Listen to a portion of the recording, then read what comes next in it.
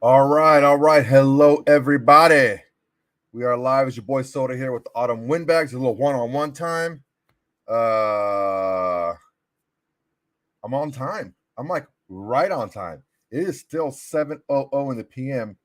Normally I do these on Saturday midday, but it just seemed that people had too much going on around that time. So I'm like, you know what? Let me see if I can move it towards the end of the week. So Sunday until the end of the weekend, Sunday in the evening, most people are chilling. It is Mother's Day today, so everyone, hey, before I go any further, I want to say Happy Mother's Day. Happy Mother's Day to all you mothers and all you mother lovers out there. Happy Mother's Day. If you haven't told your mama happy birthday, tell her happy birthday. If your mom is no longer with us, say a little prayer and think about all the good things your mom has done for you. We all have a mom, and they've all done something for us, something amazing. So happy Mother's Day to all you mothers out there. Um,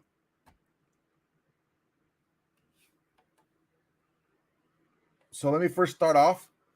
Uh, Thanks a lot, guys. We had a lot of good responses from some of our videos this week. A lot of views, a lot of responses, tweets, retweets, all that good stuff. All that helps, man. All that helps. So if you don't know how this works, really, more specifically for YouTube, but if if you watch our video right on YouTube and you like it and you comment it, things that are hashtagged within the video or in the description or keywords in the description will show up to people who have similar interests. So the more views and the more traffic we get, the more people that we get to interact with. Um, what we've done, RJ and I, has been pretty grassroots. We don't, we don't pay for anything. We don't try to link up with other content creators and get people to cross promote our shit or anything like that. We've had a lot of content creators on our show, which is amazing, and if it happens organically, that's great. Uh, but we don't like this. There's some pages out there I've heard that pay for shit, all that stuff. Like we don't do that. We're all about you guys. We're not, about just trying to see how many followers we can get. We want to get followers, but followers that are legit Raider fan followers. Probably some KC followers out there too, from what I can gather.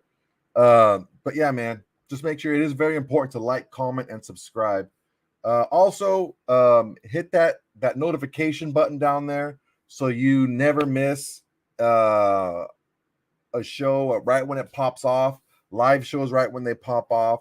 So yeah, man, that's just my public service announcement for the day here. Um, so I got wrangled into my lady friend, the lady that I'm dating. She's a mom, and she's out with her kids today, and I got roped into adopting a cat because he was the brother of the cat that she adopted. So they're like from the same litter. Well, she only has one cat and she has a dog, but the dog doesn't really like the cat. It's a kitten still. So she brings him over whenever she comes over so that, the two brothers can play. So she roped me into babysitting this fool. And these guys are freaking crazy. One of them is enough, but two of them together, they wake up at like 5 o'clock in the morning and they just start like, if they're like up, they're sleeping, they're up and they're playing. That's them. So I got, you know, crazy cat dad here today, which is, I guess it's all right. Got a lot of stuff to cover today. Some good stuff, some not so good stuff. And I want to get your opinion on a lot of this stuff. Nick 209, what's up, Juan? Have no love now after Mark Davis. Yeah. You know what, dude? It's a lot of shit, man. A lot of shit. Moonhead, what's up, man? Anthony, what's up? What's up? Yeah, one-on-one time. That's how we do it. That's how we do it. Well, let's just start. Let's just start from like with the elephant in the room, man. Because honestly, It's crazy. It's crazy out here. Not only is there crazy stuff going internally, but it seems like things are going on externally. So Yannick Ngakoue is like mad. Like he's upset mad. And he was in he did an interview and he was just like talking all this crap. So if you guys didn't hear it or didn't see it, Yannick Ngakoue said of the Raiders, they'll see how I feel when we play them. We go to their house. They'll see why they fucked up. They're going to have to pay. They'll pay. Someone seems a little salty. I mean, look, I like the Yannick Ngakoue pickup. I felt like he was going to give us an edge rusher opposite Max Crosby, who was going to be able to draw some attention and help Max maybe get freed up every once in a while, which is what happened. He also got his 10 sacks, 10 and a half, I believe it was, which he normally does. What I didn't expect is for Yannick to show a lack of play through the whistle. Let me know what you guys think about that. But honestly, when I saw tape on Yannick Ngakoue over last season, when he beat his guy clean or with, let's say, maybe one counter move, maybe he did an outside rip and he got caught up, so he spun inside, right? Okay, that's when he would really give a bunch of effort, right? When he got stopped, the effort stopped. And that comes to play when quarterbacks scramble around and you just kind of still push and give effort and give effort and give effort. So yeah, maybe some plays were left on the table sack-wise there. But most importantly, against the run, he just did not really feel like it didn't look like he was really that committed to tackling anyone other than the quarterback. I mean, it goes to show he was the starting defensive end. He had 10 and a half sacks, but he had less than like 30 tackles total. If I'm not mistaken, I think it was around 28. And if it was over 30, it wasn't over 40. He had very few tackles for being a starting defensive end. And that just shows for lack of effort. And if anyone is to blame over Yannick getting traded or not being wanted by this new regime, it's not the 10 and a half plays or the 11 plays for 10 and a half sacks. It was the other plays, the effort shown when, let's say, the ball went the other way and he didn't chase the play down, right? And it's just kind of giving up. There was a play that was really funny when he got blocked to the ground and he just laid there. He just laid there, didn't try to get up, didn't try to make a play. It's unfortunate. It's unfortunate that he feels that way or that he feels the need to kind of point the finger elsewhere. Like, we're going to have to pay. Like, what are we going to have to pay for upgrading our defensive line? Like, I don't understand. If he would have given the same effort against the run that he gave against the pass, he may still be around. Who knows? Maybe not. I still think Jones is a better all-around defensive end than Yannick. I don't know, man, but he's mad, man. Like, he's pissed. So whatever.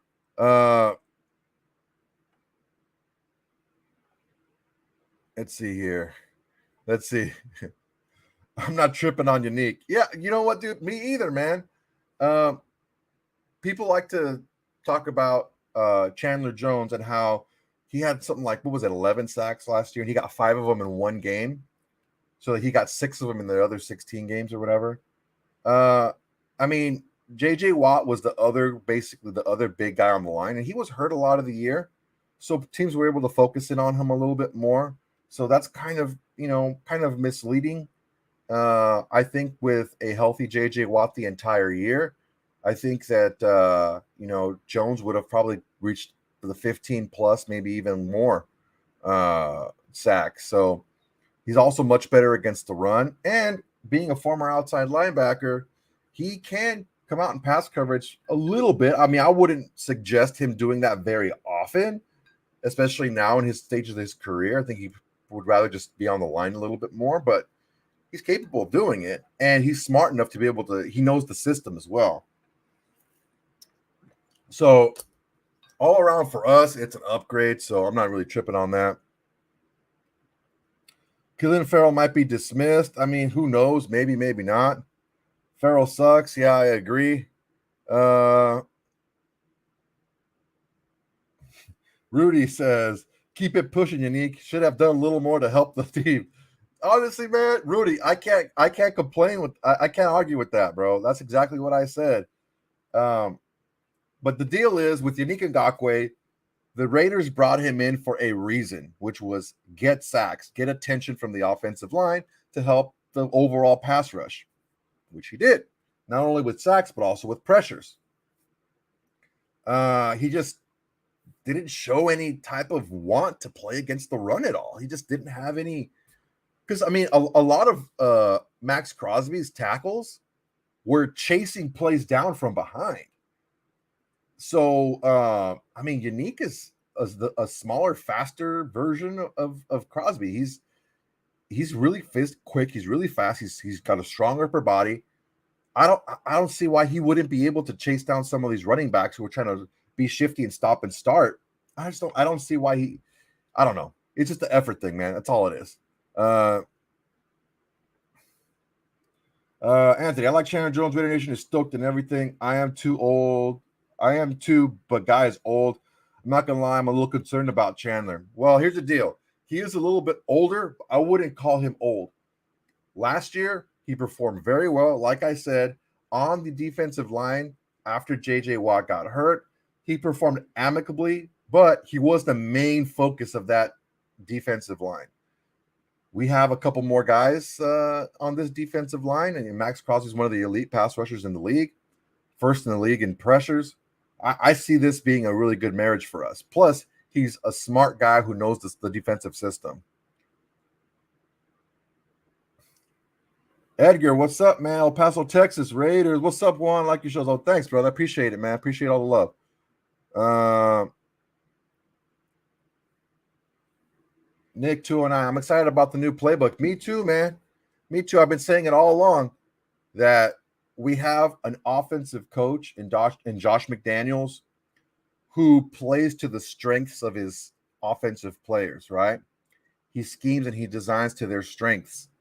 Well, Graham is the same thing defensively. He does the exact same thing defensively. He will scheme and draw up a defense. He has a structure, but he will scheme up plays and different formations and sets to bring out the best parts of his team, the best parts of his players. So I'm really excited about this team moving forward to see how it is. Sean Johnson, Juan, how do you feel about 17 offensive linemen competing for the starting 5 job? I feel great about it. I feel great about it because even the guys that we drafted, we had one guy in the 3rd round. We had one guy in the, I believe it was the 5th round, and a couple of undrafted free agents. Okay. So they're not like married. I mean, they pronouns, pal. Married, they meaning Mick Ziegler is not really married to any one of these draft picks, right? Maybe as a development, but they're not a must start right away type of guy. So going into that situation, the best 5 are going to play. I have no problem with having a lot of competition, especially with the type of offense that we're running. You got to be smart. You got to be nimble. You got to be able to execute. And we'll see. We'll see how everything works out. But I don't have a problem with competition ever. I never have a problem with competition. Competition is good for everything. Everything that in life that has been bettered from a previous state normally was bettered through competition. So having a lot of people on the offensive line, competing for the 5 spots. I mean, realistically, you're probably only going to carry 7 offensive linemen into a game, maybe 8, but probably around 7. So you're going to have the starting 5 and a couple of swing guys. Those are the guys that are going to be on the active roster. Just because you have a 53 doesn't mean all those guys dress up for the game. So, yeah, man, you got to find the right guys. And that's going to be a big wake-up call for some of these guys who maybe were taking a little bit too long to perform, maybe have a little bit too much injury history. Why do you think a lot of these offensive linemen are really putting it together in the gym and getting into really good shape? It's because they know, oh man, this is a new regime now. This is put up or shut up time, right? Yeah, Sean Johnson, good question. I love doing the Olympics as well. Let's see here. What else we got? Anthony, ask Gronk, Welker, Edelman, Randy Moss if McDaniels is a running coach. Let me tell you something, man. Anthony, if you talk about my cats again, we're going to have problems. I love dogs too. I'm a dog lover too. I just happen to be in a situation right now where I don't have a dog. I normally do. Getting back to this one.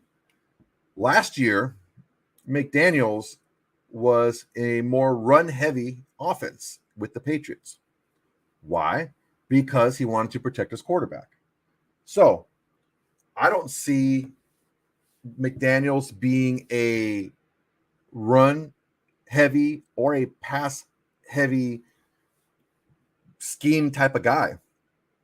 Like I said previously, I see him being a type of guy that assesses his players and calls plays to highlight his team's best attributes. If it's a more run-heavy offense that's going to help out, let's say the quarterback, and help out, the line, and take advantage of some of the depth you have at running back. Okay, that's what he's going to do, which is what he did last year.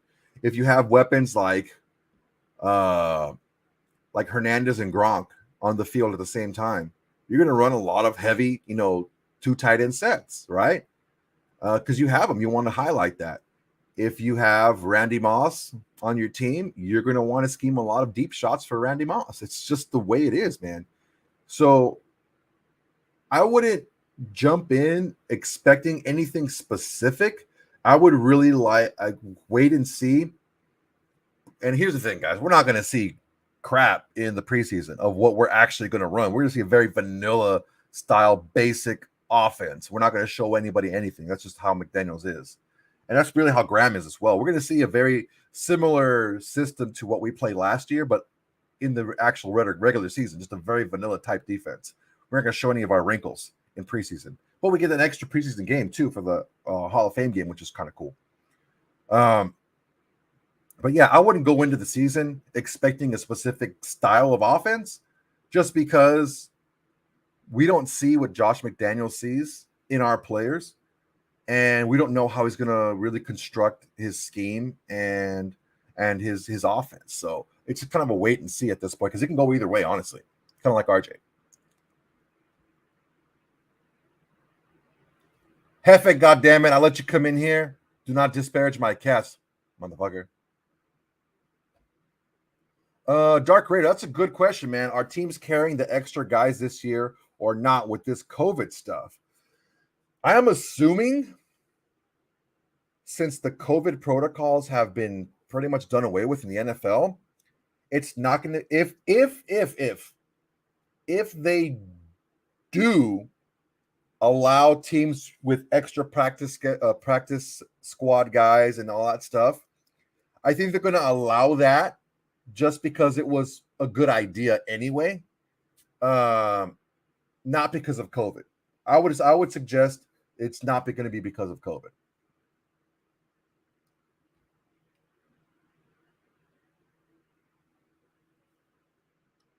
Let's see.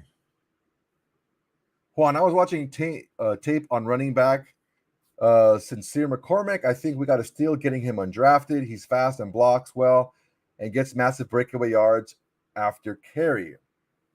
Look, guys, it's really difficult to scout like college tape is really difficult because they're playing against guys who could be first round draft picks. And the guy next to him is the guy who's going to be selling you your insurance in a year. Who knows, right? But I do like our undrafted free agent class. What we saw from the undrafted free agents are two things. We saw wild athletic ability for someone's body composition, for their size. Just super athletic, right? That the kid from Utah, huge kid, like 6'9", like a 375, huge kid, right? Raw, but we can work with that, right? You have Polamau from USC, who was like a hybrid safety linebacker type guy, played in the box, but could also play the pass well. Think of like a Jonathan Abram, but can play the pass much better. I think some of his testing wasn't great. I think that he was dropped down a little bit in scouts' eyes because he didn't play on a very good defense at USC, and he was exposed a lot because of the lack of talent around him. Also, he didn't run quite as fast as people thought he played. I don't really care how fast somebody runs. Show me how fast they are in pads, right? Because like I said, if you don't run a fast 40 time, it could be you just don't have the right technique to maximize your speed. And show me a defender that or a DB that starts running out of a 3-point stance, out of a sprinter stance. It doesn't happen. It happens on the fly. So I don't know, man. I think we got a couple of good guys. There's a lot of good guys out there.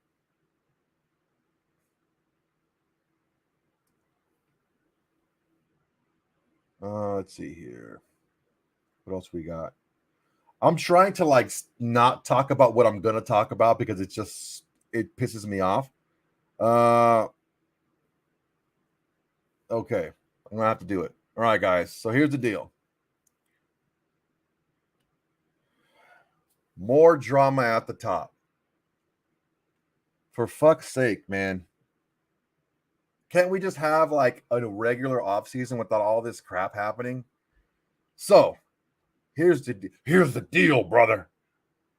If you haven't heard, which you're probably under a rock if you haven't, the Raiders dismissed, I guess he was the interim president, Dan Ventrelli, dismissed him on Friday. Ventrelli clapped back, saying that he was fired in retaliation.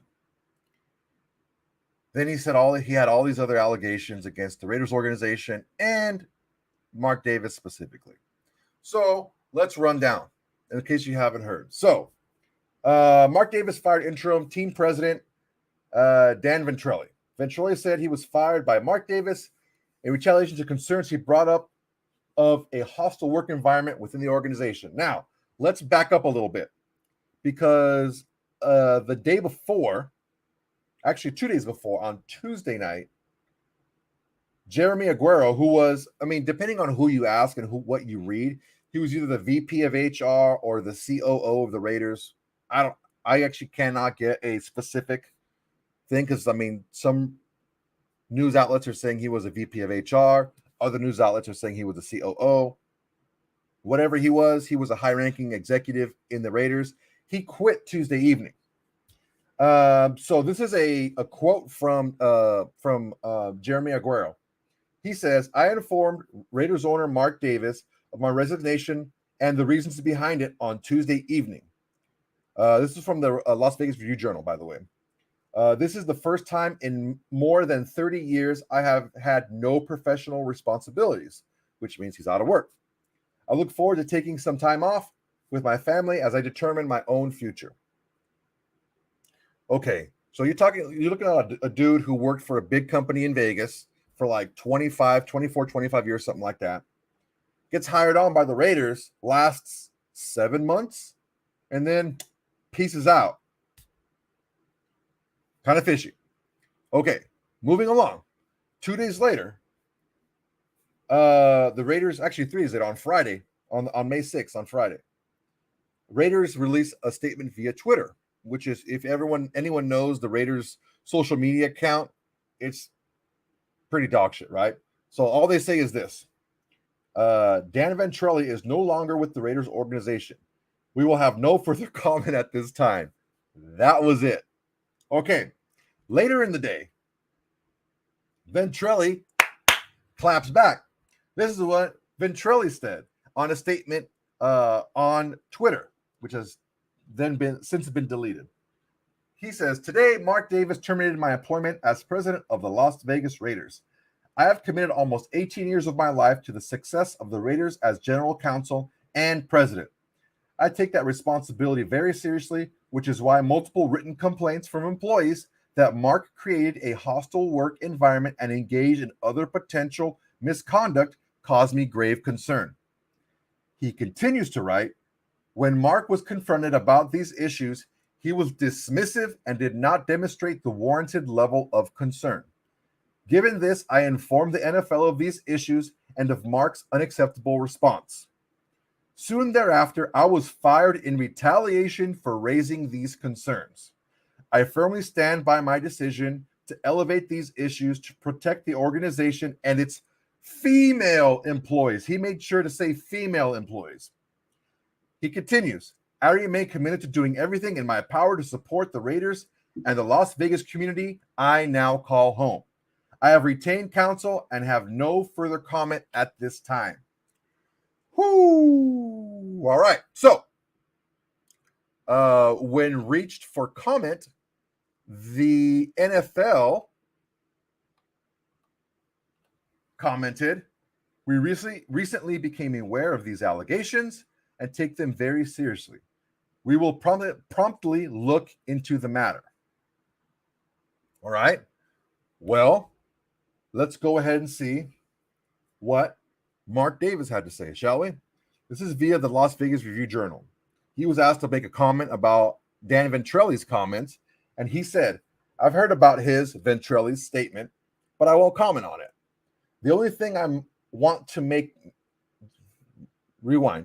The only thing I want made clear is that Dan Ventrelli was never the president of the Raiders. He has always been the interim president. He was never named president. The interim was always a temporary designation to determine whether he would be the full-time president or not. I want that clear. He is not the president of the Las Vegas Raiders, never was. I think there's a misconception about that." Now, when pressed again for a comment, Davis said, no, none at all. He has no comment at all. Okay.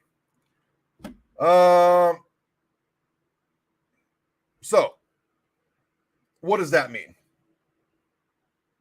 A lot. A lot of executives have been leaving this team. It could be one of a couple things.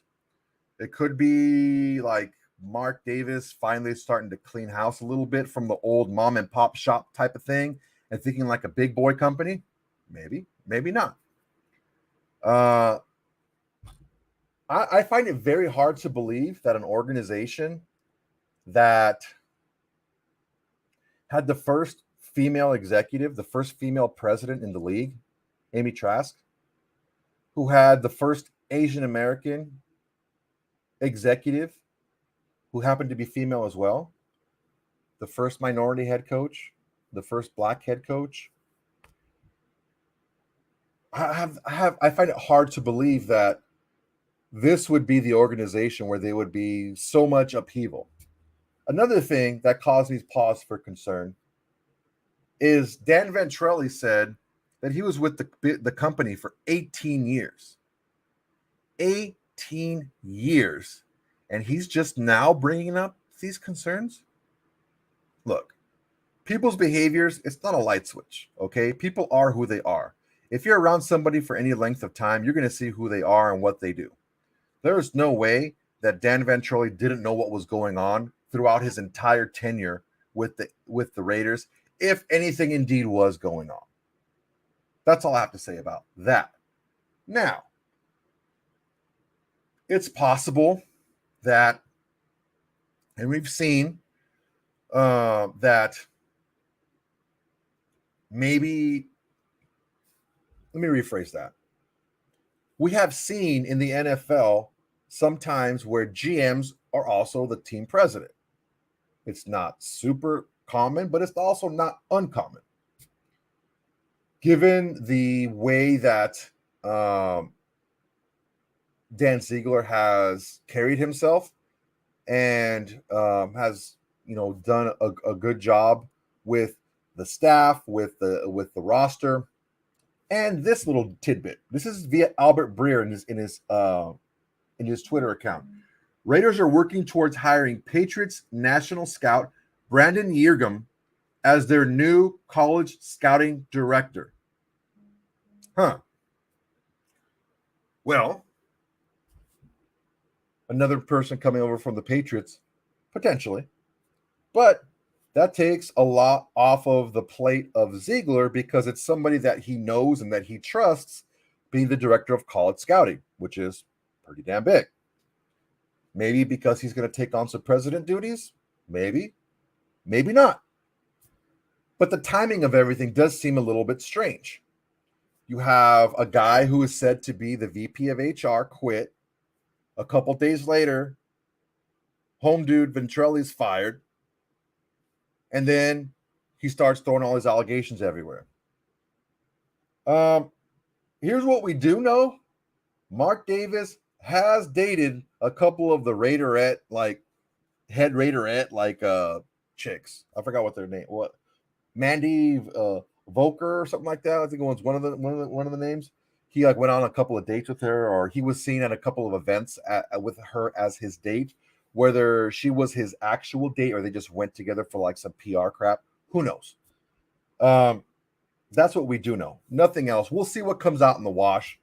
But I mean, for Ventrelli's sake, I really do hope this isn't a type of smear tactic, smear campaign type of thing. It's just not going to end up looking good for him. I was talking to a friend of mine who's also a very big football fan, and we came up with this scenario. One thing is, okay, this is all true. All this happened, right? Ventrelli was like, oh, please, Mark Davis, please stop fucking these hoes. Please, Mark Davis, you're creating a hostile work environment. Or something to that effect. Don't quote me verbatim. I don't know. But that could happen, right? Or maybe Ventrelli was informed that the interim label was not going to be taken off of his presidency, and he was either going to be kicked back down to his previous role or outright just released from the company to handle his affairs elsewhere. Maybe he felt slighted. He felt like he's given so much to this team and this organization, and these new guys are coming in and taking all the thunder, and who knows? And to get back at them, he trumped up these charges, or he called the NFL and raised a complaint, and then either that same day or the next day he was fired. I don't know, man. But just the timing of everything that I outlined, it just seems really suspect. The VP of HR / COO quits Tuesday night. Let's say Ventrelli was told Wednesday that he wasn't going to be the full-time president. He gets pissed, gets his ducks in a row, and on Thursday, he calls the NFL and submits a complaint. Mark Davis finds out, calls him in on Friday, and axes him, cuts his ass. Maybe not. More stuff will come out in the wash, but the fact that he's been with the company for so long, with the organization for so long, and all this stuff is coming up towards the end of his tenure, and then the fact that Mark Davis wanted to make clear that he was always the interim president, not the actual for really president, right? I don't know. It seems weird. Maybe it's me looking it through the silver and black glasses, but the timing of all this stuff seems very strange, and the fact that it all comes to a head, and I don't know, man. It just seems really fishy to me. I hope so. I hope there's not anything too crazy going on. If Dan Snyder can still own the club after all these allegations, I'm sure Mark Davis is going to be able to keep the club. Hopefully they don't dock us any type of picks or fine us too crazy or anything like that. But hopefully it's not happening, because I don't want anyone to feel unsafe at work. I hate that shit, man. I'm one of the guys at my job that makes sure that all the females at work and also the gym, because there's a lot more men that train Muay Thai than women, right? I want to make sure that everyone feels comfortable there.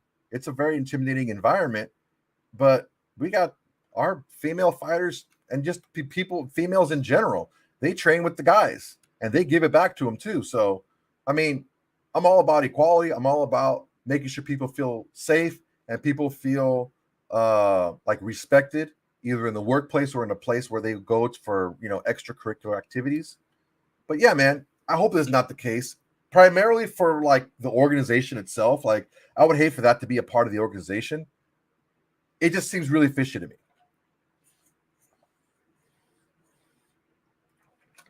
All right, let's see what you guys got.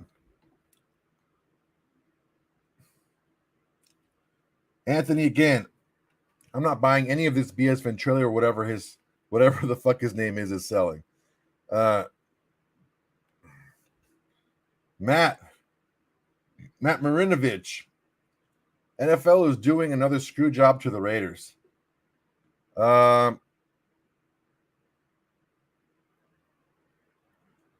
Let's see here.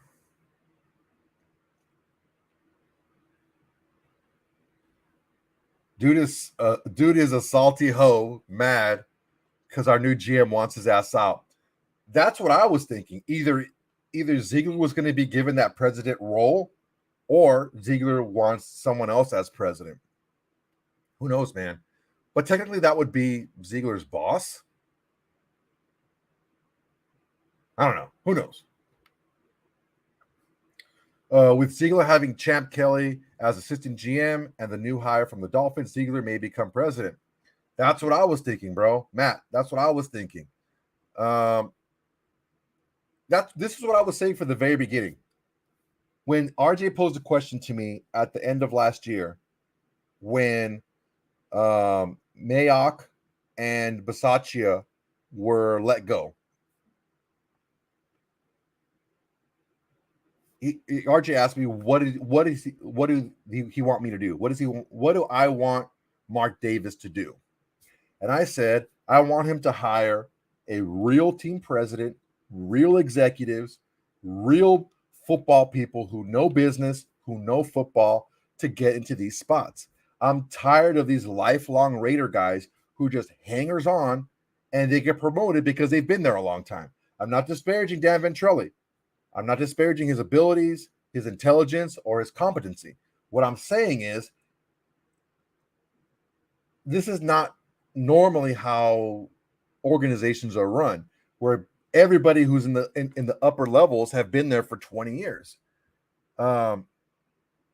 We need to get these young guys in here with new, fresh ideas and takes and systems and processes and all that stuff. I remember I started working for a company in 2000, I believe it was 2014. And everybody in that company had been there for like 10 years or more. I come in there with these new ideas and these new ways, these things that I've learned from other companies, right?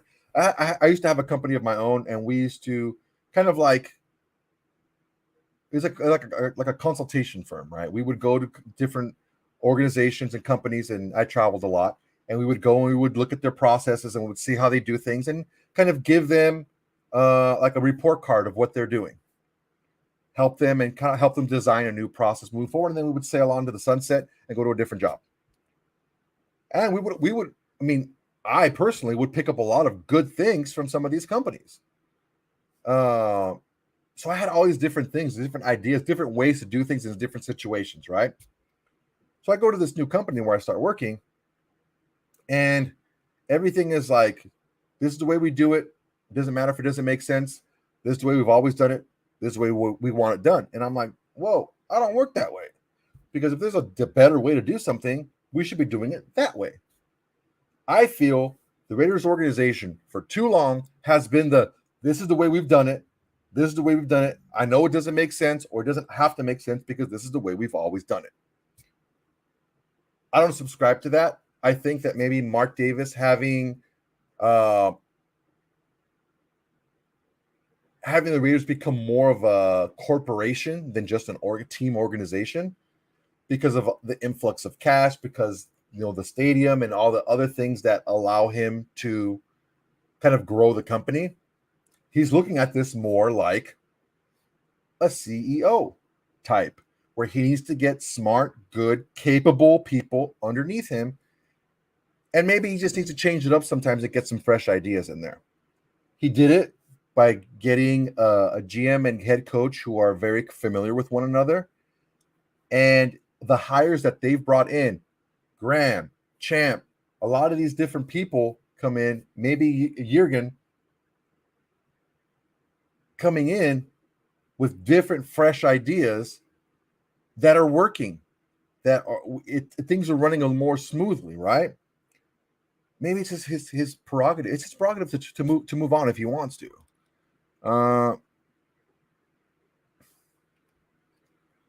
Mike Oliver, Mark, stop fucking these hoes. It's hard, man. It's hard to stop fucking hoes, bro. I'm not. It's tough. I just don't want to see YouTubers posting videos of that trash because they know no facts. Yeah, and I'll tell you up front, the only thing that I've reported is things that have been reported elsewhere and a timeline. I have no clue what's happening. I can give you my opinion on what I think is happening, but by no means is my opinion fact at all. Everything is completely speculation. I agree. But that's what we're here for, man. We're here to talk. We're here to talk about things. All righty. What else we got here?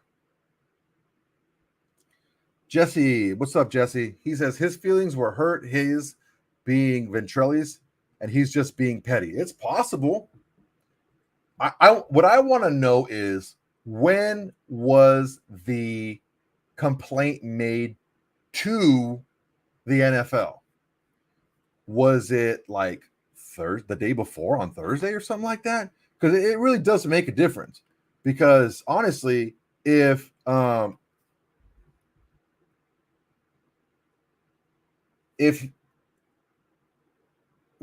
was told something about his presidential status, or the status of his presidency, I should say, on Wednesday, then he runs to the NFL on Thursday and gets fired on Friday, yeah, it looks like some sour grapes. But we don't know. That's the thing. We don't know a lot about what happened.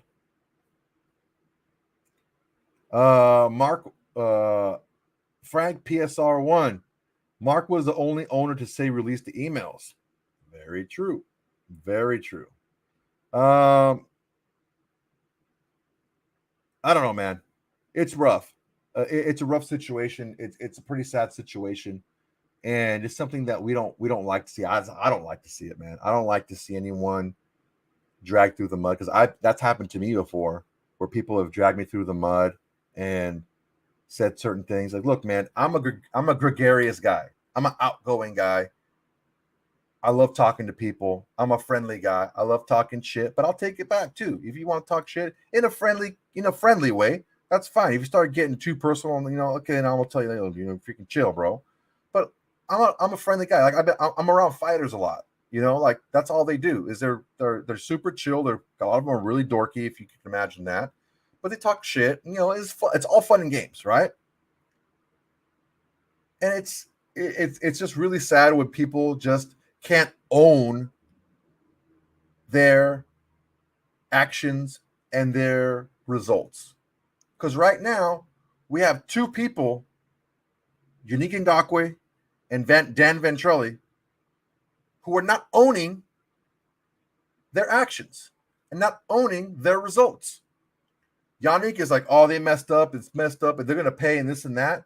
He doesn't want to talk about all the times where he just laid an egg and laid on the turf like a dead fish. All the lack of effort he showed on running plays, when he was on the field. He didn't want to talk about that. He doesn't want to highlight that. It's all the Raiders' fault why he's not a Raider anymore because they messed up and this and that, blah blah blah. Okay, and then you see Dan Ventrelli, who we don't know for sure, but it sounds like he was just being salty. He sounds like he was just being really kind of like being a hater and just being like trying to like bring somebody down after he went down. I don't know, man. It just screams to me of people not being able to own their actions and their results and just not being self-aware. It's pretty rough. It sucks. I don't like to see it. Hopefully everything works out great. All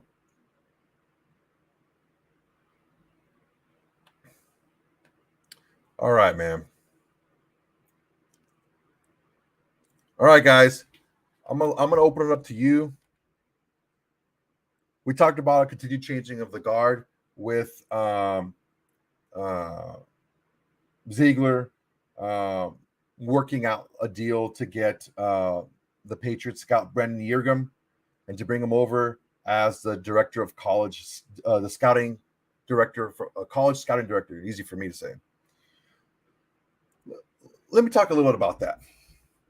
Why do GMs bring in scouts that they know? Well, probably because those GMs worked in other places and learned under the same person that those people learned under, so they think the same. So when they get reports, it's not a lot of verbiage or it's not a lot of spiel about these players in jargon that they don't understand or they don't know what they mean. If you have somebody that speaks your same language, it's a lot easier to convey information. That's why I'm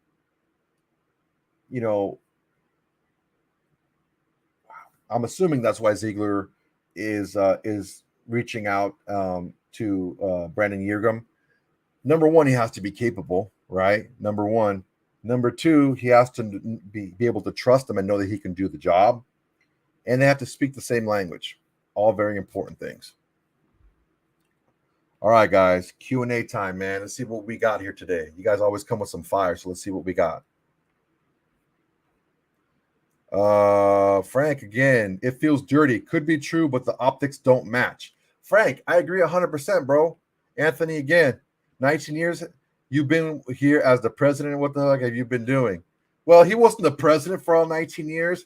He was the president after Mark Bedane quit because him and the accountants were freaking dumb and they were probably stealing money. That's why they paid too many taxes. Who knows? I'm not saying he did or didn't. It just seems really fishy that all those accountants and all those, CFOs and all those dudes and the president all quit around the same time. I don't know, man. Now management is changing over. You're about to be replaced and start making up bullshit. Anthony, I couldn't agree with you more, man. I couldn't agree with you more. What's in that picture? What's that around you? Is that a woodworking table or something, or is that tile? What is that? Anyway, Matt Marinovich asks, where on the O-line do you think Parham will play? That's a good question. Center is your second most important lineman behind your left tackle. Now, having said that, although Derek Carr he plays the position of quarterback very well. He's excellent pre-snap. He knows how to shift coverages. He knows how to shift blocking schemes. He knows how to do that stuff. And he does that. But there's still some responsibility for the center. That's why I don't know that you would necessarily put in a player who hasn't played center, really. He played it in the Senior Bowl. I don't know he's played center in an actual game. Correct me if I'm wrong. I don't think he has for an extended period of time. So I don't see them bringing a rookie and just dropping him into that spot unless he comes in there and just kills it. I think he would probably be a guard. Parham would be a guard. That's what I'm assuming. And I don't know how much guaranteed money Andre James has in 2023.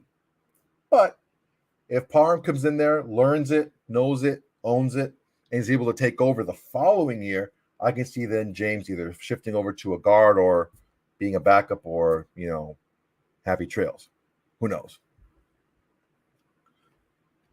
My opinion, starting O-line. Miller, Parham, James.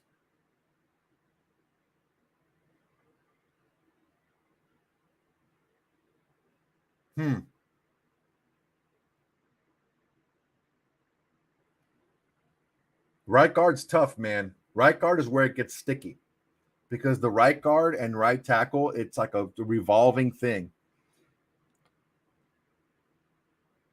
If it's Leatherwood, it's going to be Parker. If Leatherwood is the guard, Parker will be the tackle. Let's say Munson plays guard. Then who knows? But if I had like if I had to put money on it, I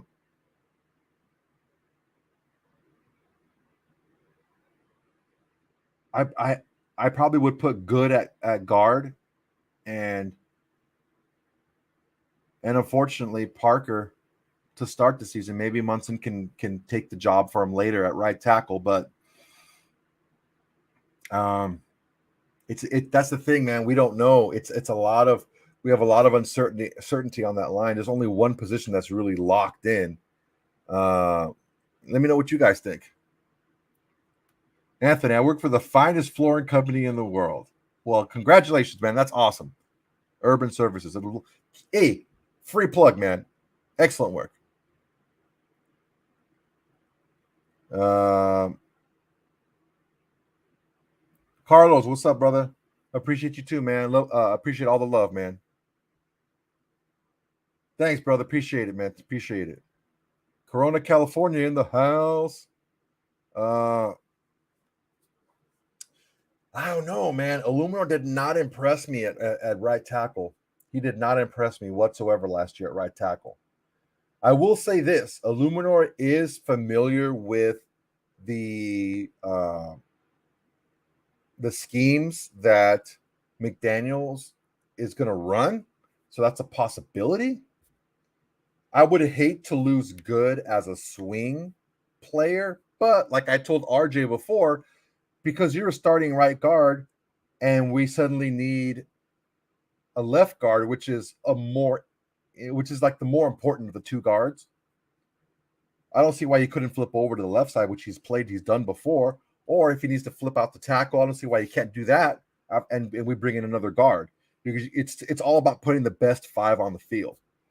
One of the things when I played offensive line that we really hammered on is being multiple, being able to do different things. Trust me, man. I had to be long snapper for like a game and a half. It was the most nerve-wracking shit ever. They didn't have that rule. Look, they didn't have that rule back then where you couldn't fuck up the fucking snapper. They didn't have that shit. And the snapper got annihilated. Okay? Annihilated.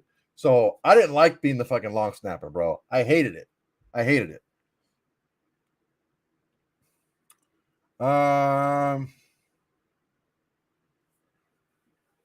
Yeah, man. It's been a while. It's been a while since we had just another DJ said Raiders haven't had a solid right tackle since Lincoln Kennedy. It's true, man. It's been a while since we had a guy of that caliber. Now, Lincoln Kennedy is one of the all-time great Raiders, so that's a pretty high bar, but still, I would like to get someone like that.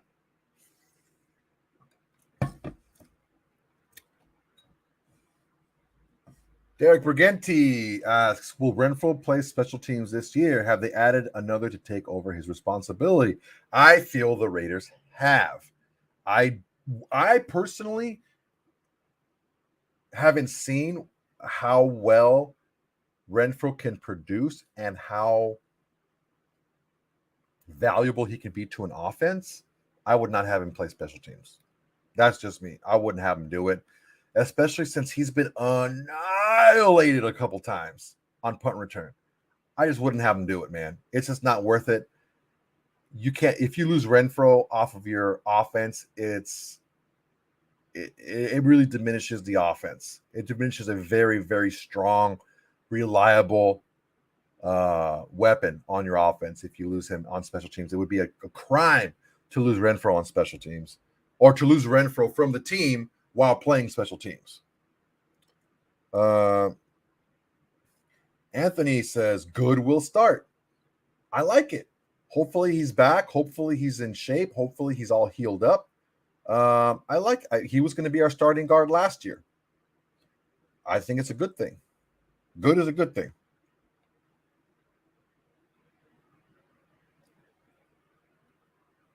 Phillips, DB, yeah, that's why they got him. They got a couple of guys they can return, and Phillips is one of them.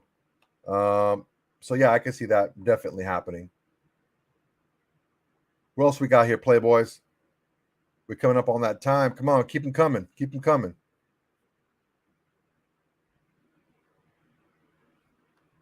Well, I'll say one thing. I'm very impressed with how just workmanlike this whole new process is. We're not seeing like the head coach and the GM jumping up and down, waving their arms in the air for their draft picks.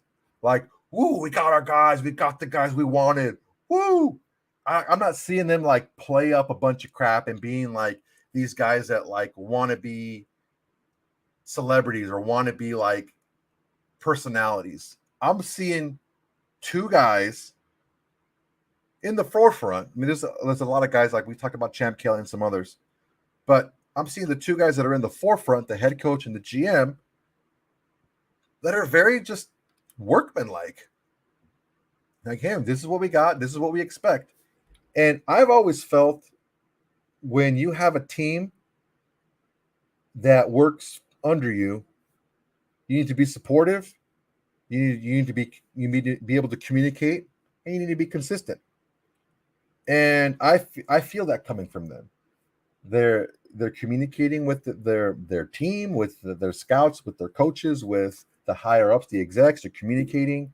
They're consistent, and I feel like they're being supportive as well. I don't see them trying to like hog limelight or be anything more than they have to be, or anything that they're not. They're just being themselves, and I don't know, man. It's a welcome change. It's a welcome change. I thought Bisaccia was very similar to that as well. I think in certain ways, Bisaccia did get a I wouldn't call it a raw deal. I would say it was a rough deal because of the circumstances. Plus, I think that Bisaccia would have kept too much of the old regime, and I really do think that Mark Davis was just looking for a whole new start, and as of right now, it looks pretty good. Jumpman 23, what's up, man? Bro, 6 shows, my favorite channel. Soto, yo, man, I appreciate it, brother. You don't know how much I appreciate this, man. Like RJ, dude, like guys, RJ is like a media guy. He has several podcasts, or not podcasts. He has this podcast, but he has 2 podcasts. He has a bunch of Sirius XM shows. He does a lot of media work for the UFC. He produces like their pre and post fight shows and their weigh-in shows. Like, he is like the media guy. I'm just a dude, right? I think that out of RJ's friends, I'm not only probably the biggest Raider fan that he knows, but also the guy that knows a lot of football, who's played a lot of football, who's coached football. And, you know, I'm pretty outgoing, I guess, from what he says, and I'm able to communicate well. So all this love that I'm getting, man, it's really awesome because I don't really have any training in this. I don't really have any background in this. I started this, a year and a half ago, like not really knowing what I was doing. And I still really don't know what I'm doing, honestly. I'm just coming here and talking to you guys. Just another DJ asks, what is more important to you, stopping the run or pass, and why?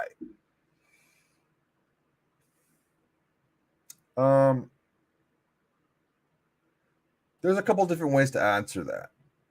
Does it mean if I choose one that we're poor against the other?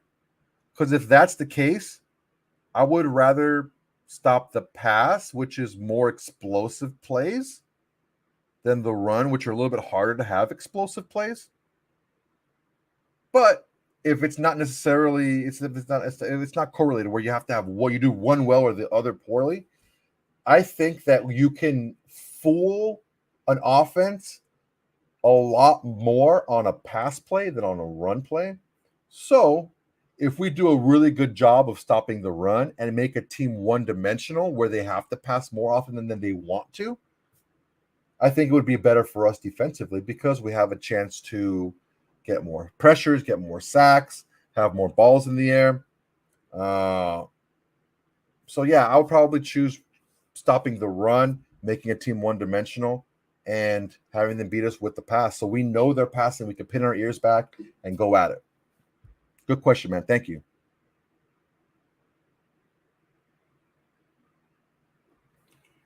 Sorry, kid got my phone. Wow, what did you say?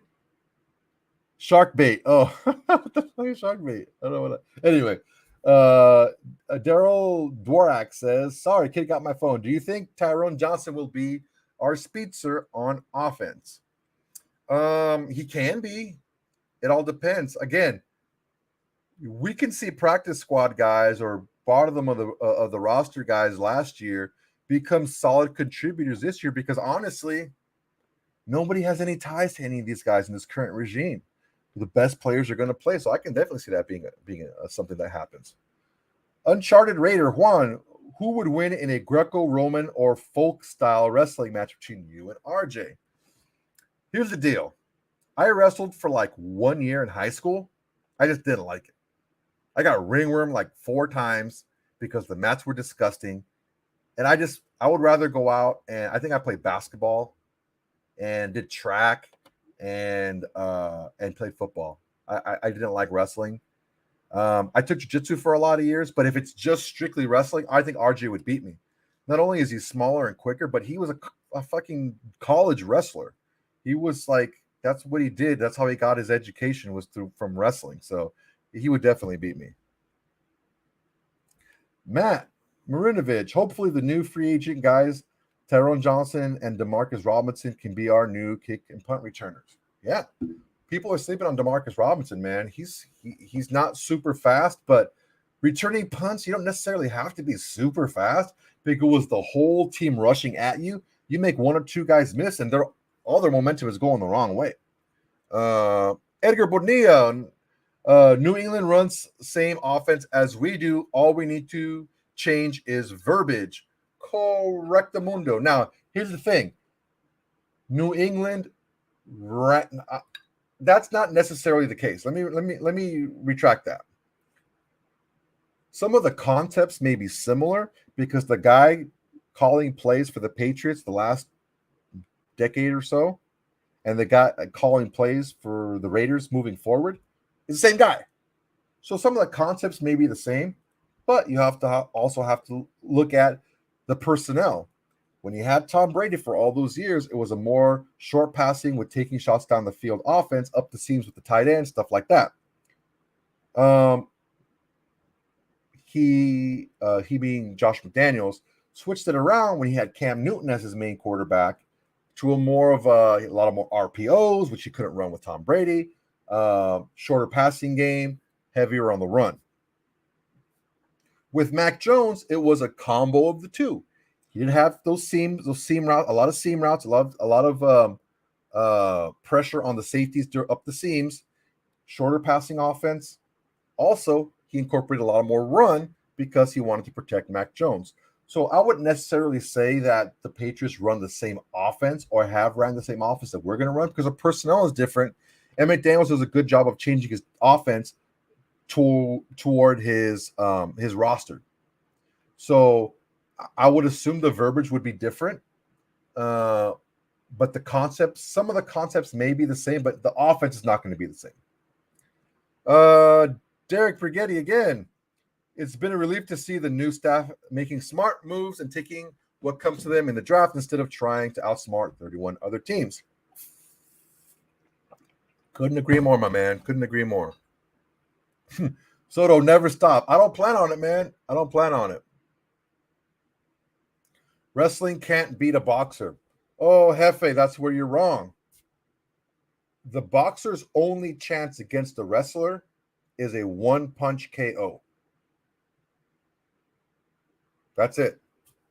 If a wrestler shoots on you and grabs a hold of you, you're going down, and there's not much you can do about it. My first time. So, my first time training jiu-jitsu, right? I was 19. I got hurt playing football. I couldn't play football anymore. And I just finished my freshman year of college. And I was like, man, I need to try something. And two buddies of mine were training at this place called Brazilian Martial Arts in Huntington Beach. And like, I went and I checked it out. And then when I went to go sign back up, they said, oh, well, we actually moved because they got a new coach from Brazil, who my first jiu-jitsu coach, it was Fabiano Iha. If you guys don't know who that is, Fabiano Iha was the jiu-jitsu coach for the original Team Punishment. So back when like Chuck Liddell and Tito Ortiz were like still cool with each other, they were a part of Team Punishment. Marvin Eastman, a bunch of other guys. John Marsh, all these guys, right? So he opened up a gym behind the Gold's Gym in Huntington Beach in like an old storage unit area. He's rented that spot, and that's where I started training jiu-jitsu. The first day I went in there, I'm like, okay, well, I wrestled a little bit, and I'm an athletic guy, this and that. Nah, fam. Nah, that wasn't it. I got twisted around like a pretzel. I wanted to throw up after like 3 minutes. It was terrible. It was awful. Ever since that first day of jiu-jitsu back in 1998, I have not gotten into a physical altercation of any kind outside of a gym, a ring, a mat, anything like that. Nothing out in the streets, because I know how helpless I felt walking in thinking I was tough shit. It's just not worth it, man. It's just not worth it. Carlos Infrago says, I think the Raiders really built almost Rome in the draft and undrafted free agents. Championship, possibly? I think so. You never know, man, because you see a lot of these teams who are like fringe playoff yes and no type of team, and then they get a couple of pieces, things click, and bam, the next year they're making a big run. Just another DJ asks, how far do you think this Patrick Graham scheme can take this passing defense with the lack of secondary talent? I'm going to disagree on the lack of talent, because they did add a lot of talent in the secondary. Plus, you have Trayvon Mullen coming back. You have Hobbs emerging. You still have Amik Robertson. You have Merrick with another year under his belt. Yassine, Averett, like there's a lot of players on this Phillips. You have a lot of players on this team that can do some things. So I wouldn't necessarily dismiss the secondary. I think that Graham will give us the best chance to be successful, specifically in the secondary, which is basically his kind of like his forte, basically, is the secondary. Daryl Dworak, thoughts on if we are going to go after Chuck Clark? I don't know, man. I don't know that we're going to go after too many high-priced guys, or guys that were high-priced, maybe that we can pay a little bit less to. I don't see a lot of big earth-shattering moves coming up. I mean, it's going to be post-June 1 because that's when we get a lot more cap space. I would hopefully, maybe we get an offensive lineman, a tackle. I know it's going to be more, but the more the merrier, man. We want to get the best guys out there. But, I mean, Chuck Clark could be a possibility. Jefe, I take the best boxer over the best wrestler any day. In my opinion, hands are too fast. Well, I hear what you're saying. The problem is, it's not about your fast hands. It's about connecting with a solid punch. And it's been shown throughout the years, when you have an elite striker against an elite grappler who really don't cross train, it started with Gene LaBelle. Gene LaBelle, Gene LaBelle, who's a judo practitioner, and he fought a boxer and he beat the shit out of him. This was like in the 60s. Okay. It's been happening since then. When you get cross training involved, okay, yeah, that's a different story. But when you get a striker who's just a striker against a grappler, the chances are that the grappler will win. Not all the time, but the chances are, because the grappler doesn't have to be perfect to get the striker on the ground. Let's say the wrestler shoots in, right? And it's not a perfect shot. You can't get him on the ground right away. He has a hold of him now, and that negates the boxer's strength. He has no space. The wrestler closed that gap, and you probably take him to the ground. Bradbury's a possibility. We'll see. I like it. I think he's a good fit. I think that he's used to Graham's system. Graham trusts him. I think it'll be a good fit. Derek, I need to blow the dust off of my UFC VHS. Man, that's why nowadays you have to have it all, man. You have to have it all. Being in a gym with a lot of fighters, you have to train. If you're an MMA fighter, you have to train as hard as the Muay Thai fighters train in Muay Thai and as hard as the Jiu-Jitsu guys train in Jiu-Jitsu. You just do. All right, guys. Thanks a lot today. We're a little bit past our time, but it's all good. I want to make sure everyone wishes their moms or mom figures in their life a happy Mother's Day.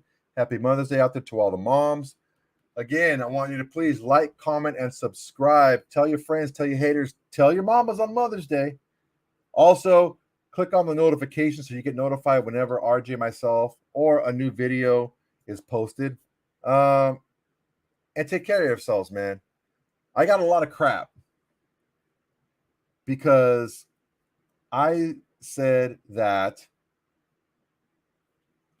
we don't, as Raider fans, we don't cheer Go Raiders. That's not one of our cheers. It's just Raiders, right? We don't say Go Raiders. At the end of the broadcast, I say Go Raiders, but I'm not cheering in front of a crowd. I think it's Jeff Garrison called me out on that shit. It's a difference. There's a difference between being in a crowd and saying, Go Raiders, or ending a broadcast saying, Go Raiders. So, for all of you who are confused, I will end like this. Appreciate you guys. I love you. I appreciate all the support. Raiders, take that.